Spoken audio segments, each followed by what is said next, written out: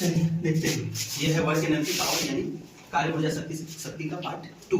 Part 1 हो चुका है। चलिए देखते हैं एनर्जी ऊर्जा किसको कहते हैं।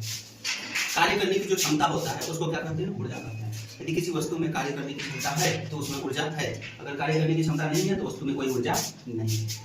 ऊर्जा कितने तरह का होता है, दो तरह का, स्थितिज ऊर्जा और गतिज ऊर्जा। जैसे कहने का मतलब इस वस्तु में इसको उठा के हम नीचे से ऊपर लेके यहाँ रख देंगे। अब क्या किया कि इसके पास एक ऊर्जा आ गया, इसके पास अंदर में एक ऊर्जा स्टोर हो गया। उस ऊर्जा को, आंतरिक ऊर्जा को, शरीर के अंदर जैसे अभी मेरे पास जो ऊर्जा है ये कौन सा ऊर्जा है, स्थितिज ऊर्जा। आंतरिक ऊर्जा का मतलब स्थितिज ऊर्जा। अगर कोई वस्तु गति कर रहा है तो उसके पास कौन सी ऊर्जा, गतिज ऊर्जा। जैसे कहने का मतलब कार चल रही है तो उसमें कौन सी ऊर्जा, गतिज ऊर्जा। कोई भी चीज जैसे प्लेन उड़ रही है तो उसके पास कौन सी ऊर्जा, गतिज ऊर्जा। तो गतिज ऊर्जा कब होता है, जब वस्तु गति करता है, और स्थितिज ऊर्जा कब होता है, जब वस्तु क्या होता है, स्थित होता है, रुका हुआ होता है। ठीक है, यानी हम बोल सकते हैं कि किसी वस्तु में यही तो दो ऊर्जा होता है, वो स्थितिज और वो गति। तो इन दोनों को जोड़ देंगे तो कुल ऊर्जा को क्या कहते हैं, यांत्रिक ऊर्जा। किसी वस्तु में जो परिणामी ऊर्जा है, फाइनल ऊर्जा है, उस ऊर्जा को कौन सा ऊर्जा कहते हैं, यांत्रिक ऊर्जा। इसको हम ऐसे भी बोल सकते हैं, किसी मशीन का जो कुल ऊर्जा होगा वो उसका अपना स्थितिज ऊर्जा होगा और उसका गतिज ऊर्जा होगा। ठीक है, इसको मशीनरी ऊर्जा या यांत्रिक ऊर्जा या कुल ऊर्जा कर सकते हैं। देखिए, कुल ऊर्जा को सूचित करते हैं ई से, और स्थितिज ऊर्जा को यू से, और गतिज ऊर्जा को काइनेटिक एनर्जी के। ठीक है, देखिए यहाँ से फॉर्मूला निकला, यू का क्या निकला, स्थितिज ऊर्जा का क्या हुआ, mgh, और काइनेटिक ऊर्जा का यानी काइनेटिक एनर्जी का कितना हुआ, हाफ mv²। ये फॉर्मूला हो गया ऊर्जा के लिए। क्लियर। ऊर्जा का ऐसा ही मात्रक क्या होता है, देखिए ऊर्जा जो है वो कार्य करने की क्षमता है, मतलब जो कार्य का मात्रक होगा वही ऊर्जा का मात्रक होगा। कार्य का ऐसा ही मात्रक जूल होता है, तो ऊर्जा का भी ऐसा ही मात्रक क्या होगा, जूल होगा। याद रखिएगा, ऊर्जा का जो एसआई मात्रक होगा उसको क्या कहेंगे, जूल। इसका सीजीएस मात्रक भी होता है। ठीक है, कार्य का सीजीएस मात्रक क्या होता है, अर्ग। क्या होता है, अर्ग। याद रखेंगे कि एक जूल में जो होता है, एक जूल में जो होता है वो 10 के पावर 7 अर्ग होता है। कितना अर्ग होता है भाई, एक जूल में 10 के पावर 7 अर्ग होता है। अर्ग कौन सा मात्रक है, तो अर्ग सीजीएस मात्रक है। जूल कौन सा मात्रक है, एसआई मात्रक है। बड़ा मात्रक कौन है, अर्ग या जूल, जूल बड़ा मात्रक है। देखिए, एक जूल में 10 के पावर 7 अर्ग, मतलब कितना अर्ग मिलाएंगे तब एक जूल होगा। क्लियर, यानी ये सीजीएस मात्रक और ये कौन सा मात्रक, एसआई मात्रक। ऊर्जा का एसआई मात्रक जूल, सीजीएस मात्रक अर्ग। हो गया। अब आते हैं थोड़ा सा स्थितिज ऊर्जा को समझते हैं। किसी वस्तु की आंतरिक ऊर्जा को हम क्या करते हैं, स्थितिज ऊर्जा कहते हैं। जैसे मान के चलिए कि एक हथौड़ी हम यहाँ पे मारने के लिए उठाए, तो जैसे हथौड़ी लिए तो हथौड़ी के अंदर जो ऊर्जा है वो कौन सा ऊर्जा है, स्थितिज ऊर्जा। अब स्थितिज ऊर्जा के लिए हम हथौड़ी को और ऊपर उठाएं, तब क्या हुआ, इसकी स्थितिज ऊर्जा बढ़ा होगा कि घटा होगा, बढ़ गया, क्योंकि स्थितिज ऊर्जा जैसे जैसे हाइट पर जाता है वैसे वैसे बढ़ते जाता है। स्थितिज ऊर्जा का क्या फॉर्मूला है, mgh, यानी mg तो बल है, लेकिन h, जैसे जैसे h बढ़ेगा वैसे स्थितिज ऊर्जा बढ़ेगा। स्थितिज ऊर्जा होता है कि हम बल के विरुद्ध में एक कार्य कर रहे हैं। जैसे हैमर है, हथौड़ी है, तो उस पर बल कहाँ लग रहा है, mg कहाँ लग रहा है, नीचे की तरफ। बाहर से एक बल लगा के हम उसको कहाँ उठाएं, ऊपर।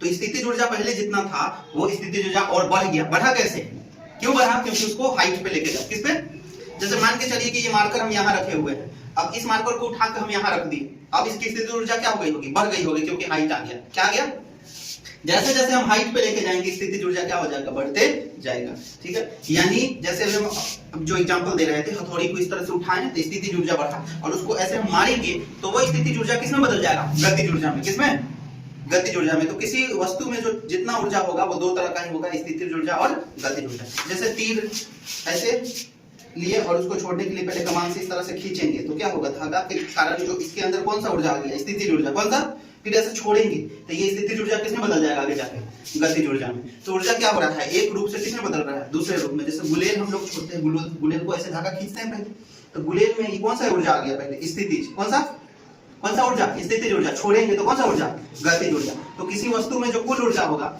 वो स्थितिज होगा और गतिज होगा। याद रखेंगे, अगर किसी वस्तु में स्थितिज ऊर्जा नहीं है मतलब सारा ऊर्जा कौन है, गतिज। और किसी वस्तु में जब गतिज ऊर्जा नहीं है तो सारा ऊर्जा कौन सा ऊर्जा है, स्थितिज ऊर्जा। मतलब किसी वस्तु में ऊर्जा तो जरूर होगा, या तो वो गतिज के रूप में हो या तो स्थितिज के रूप में हो।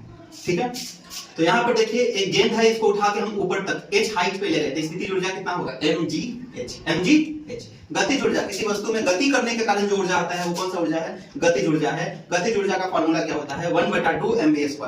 1/2 mv², ये गतिज ऊर्जा का फॉर्मूला होता है। तो किसी वस्तु का जो ऊर्जा होता है या तो स्थितिज हो सकता है या तो गतिज हो सकता है। ठीक है, दोनों में से कोई ना कोई जरूर होगा। अगर स्थिति 0 हो जाए तो सारा का सारा ऊर्जा गतिज ऊर्जा होगा, अगर गतिज ऊर्जा 0 हो जाए तो सारा का सारा ऊर्जा स्थितिज ऊर्जा होगा। यानी टोटल ऊर्जा को हम कौन सा ऊर्जा कहते हैं, यांत्रिक ऊर्जा कहते हैं, मैकेनिकल एनर्जी कहते हैं। चलिए वर्क पावर एनर्जी का पार्ट 2 भी है। ठीक है, चलिए स्प्रिंग एनर्जी के बारे में समझते हैं। स्प्रिंग में जो ऊर्जा अंदर में स्थितिज ऊर्जा होती है, तो स्प्रिंग की अपनी ऊर्जा क्या होगी, हाफ के एक्स स्क्वायर। हाफ, और ये के का मतलब क्या होता है, के जो होता है वो स्प्रिंग का कांस्टेंट होता है, स्प्रिंग नियतांक होता है। के का वैल्यू गिवन रहेगा क्वेश्चन के लिए, दिया हुआ रहेगा।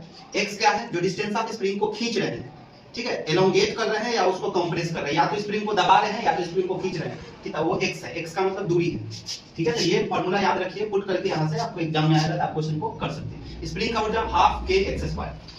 ऊर्जा का स्रोत, ऊर्जा का दो स्रोत है, या तो परंपरागत हो सकता है जिसको हम वर्षों से यूज करते आ रहे हैं, वो हमारा परंपरागत है, और जो गैर परंपरागत जो क्या है, जो अभी हम नया क्रिएट किए, हम लोग नया बनाए हैं, जिसको आगे भविष्य में भी हम लोग यूज करेंगे, वो है हमारा गैर परंपरागत। तो परंपरागत में कौन कौन है, जीवाश्म ईंधन, जीव जंतुओं के मरने दबने से जो अंदर में जो ऊर्जा तैयार है वो जीवाश्म ईंधन कहलाता है। जैसे डीजल, पेट्रोल, बायोगैस, ठीक है, किरोसिन, प्राकृतिक गैस, कोयला, लकड़ी इत्यादि सब किस में आता है, परंपरागत। जो हम लोग परंपरागत मतलब वर्षों से यूज करते हैं, लकड़ी के जलावन के तौर पर कोयला का यूज करते आ रहे हैं, डीजल पेट्रोल यूज करते आ रहे हैं, ये सब कौन सा है, परंपरागत। जो हम लोग अभी तैयार कर रहे हैं, जैसे सोलर एनर्जी तैयार कर रहे हैं, सोलर से एनर्जी, पवन ऊर्जा, पवन चक्की चला के ऊर्जा बना रहे हैं, जल ऊर्जा, टरबाइन चला के यहाँ से जल से विद्युत तैयार कर रहे हैं, भूतापीय ऊर्जा, ठीक है। तो ये सब जो ऊर्जा है वो गैर परंपरागत में आ रहा है, मतलब इसको बनाने में खर्च ज्यादा आता है।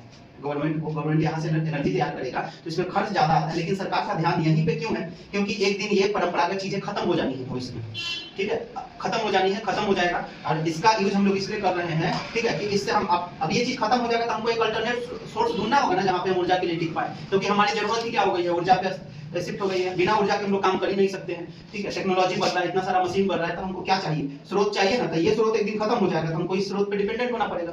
तो यहाँ पे इकोनॉमिकली चीजें ज्यादा खर्च होती है, पैसा ज्यादा लगती है, फिर भी इसको हम लोग इसलिए प्रेफर कर रहे हैं कि ये ग्रीन चीजें हैं। कहने का मतलब यहाँ से पॉल्यूशन नहीं है, लेकिन यहाँ से पॉल्यूशन है ज्यादा। कोयला जलेगा तो कार्बन डाइऑक्साइड होगा, ठीक है, कार्बन डाइऑक्साइड, कार्बन मोनोऑक्साइड, ये सब चीजें जलेगी, ठीक है, तो क्या होता है, अम्ल वर्षा होगा, पॉल्यूशन फैलेगा, तरह तरह की बीमारी होती है। इसलिए सरकार इस पे ज्यादा ध्यान दे रही है, ठीक है, हमारा एनवायरमेंट बचे, हमारा नेचर बचे, ठीक है, ग्रीन चीजें हो।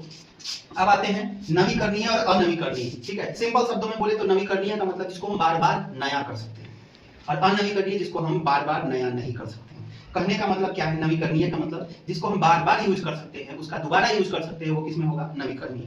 कहने का मतलब अब ऐसे कभी नहीं समझना है कि सर जी कोयला नवीकरणीय, एक बार जला देंगे फिर छुटका छुटका बच जाएगा, पर चाय बनाएंगे कुछ ये सब नहीं। इसका मतलब यूज करने का मतलब क्या, कि वो खत्म, जैसे इसको जलाएं, फिर जलाएं और फिर से उससे हम दोबारा चीजें तैयार कर सकते हैं। जैसे अगर हम पानी से इलेक्ट्रिसिटी तैयार कर रहे हैं, तो पानी को क्या किए, पानी से हम ऊंचाई पे ले गए, ऊंचाई से पानी को नीचे गिराए, टरबाइन चलाएं, और टरबाइन चला के पानी से जो एनर्जी तैयार की, अब उस पानी को फिर से हम दोबारा इलेक्ट्रिसिटी भी बना सकते हैं, ठीक है। तो जब हम बांध बनाते हैं, घेर कर बड़ा बड़ा बांध बनाया जाता है, उसका क्या मिश्रण रहता है, या तो वहां पे मत्स्य पालन भी हो जाता है और इलेक्ट्रिसिटी भी तैयार हो जाता है, फिर सिंचाई परियोजना भी बेहतर हो जाता है। तो सरकार का मोटो है इसमें कि हम एक तीर दो शिकार नहीं, 4-5 शिकार कर दें, ठीक है।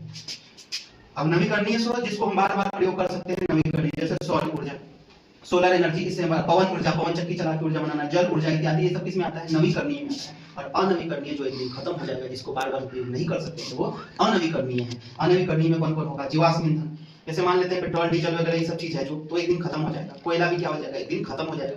तो ये जो चीज है अनवीकरणीय, मतलब इसको दोबारा प्रयोग नहीं कर सकते। पेट्रोल एक बार गाड़ी में डाल दिए 1 लीटर, वो जल जाएगा तो फिर थोड़े से टंकी में से निकल जाएगा, ठीक है। तो वहां पे क्या है कि धीरे धीरे वो चीजें क्या हो रही है, खत्म हो रही है। नीचे क्रूड ऑयल है जमीन के अंदर, तो वो भूमिगत सोर्स जो है धीरे धीरे घटते जा रहा है, ठीक है। तो ये चीजें जो होगा एक दिन खत्म हो जाना है, इसलिए हमको अल्टरनेट के तौर पर कोई ऐसा सोर्स ढूंढना है जो पॉल्यूशन भी ना करे और बेहतर हो, टिकाऊ में, ठीक है। तो चलिए बेस्ट ऑफ लक। ये चैप्टर मतलब कार्य, ऊर्जा और शक्ति में हम लोग कार्य भी पढ़े और किसके बारे में पढ़े, ऊर्जा के बारे में पढ़े। अभी ये ऊर्जा से रिलेटेड है, एक वीडियो और आएगा वो ऊर्जा से रिलेटेड हम लोग, फिर हम लोग शक्ति पर कर लेंगे मतलब।